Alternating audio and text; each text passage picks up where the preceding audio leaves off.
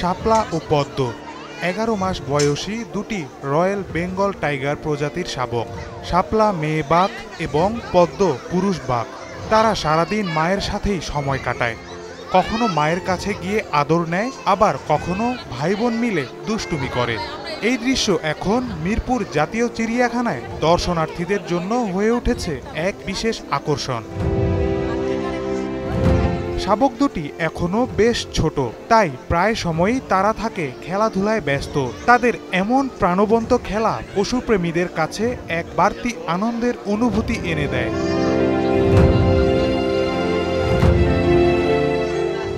চিড়িয়াখানা কর্তৃপক্ষ জানিয়েছে, শাপলা ও পদ্মকে মায়ের সাথে রাখা হলেও তাদের বাবা টগরকে রাখা হয়েছে আলাদা খাঁচায়।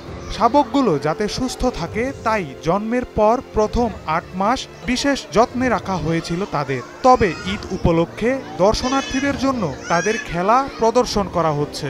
এখানে আমরা শুরু থেকে 3বার বাচ্চা দিছি, এইবার এটা তৃতীয় বাচ্চা। আর মার বাপের নাম হলো বেলি আর টগর, আর ওইটার নাম হলো বাচ্চার নাম হলো শাপলা পদ্ম। আর এখানে এই পর্যন্ত আকর্ষণ প্রদর্শনী করা হয় না যে এটা উদ্বোধন করতে বা কী অসুবিধা না, এটা এবারে প্রথম বাচ্চা দিচ্ছি গত কুরবানির আগে। আমি এখানে 2007 থেকে এই পর্যন্ত একটানা বাঘের লোকে, তাই এইটা মনে করে দেখা দেখলে সম্পর্ক খুব ভালো। আর হইলে এরা খেলাধুলা করে, ঘোরাফেরা করে, সব কিছু আবার খাবার দেয়।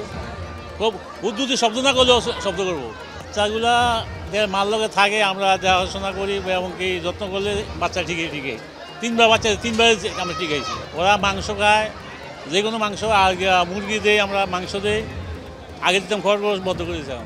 এই নতুন শাবক দুটি বড় হলে তাদের আলাদা খাঁচায় রাখা হবে, যেখানে তারা মা বেলি এবং বাবা টগর থেকে পৃথক থাকবে। শাপলা ও পদ্মের যত্নের জন্য চিড়িয়াখানায় বিশেষ ব্যবস্থা নেওয়া হয়েছে, যাতে তারা সুস্থভাবে বেড়ে ওঠে।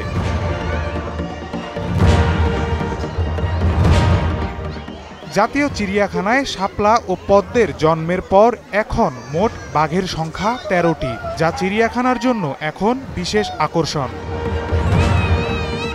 মাহিদুর রহমান, দীপ্ত সংবাদ, ঢাকা।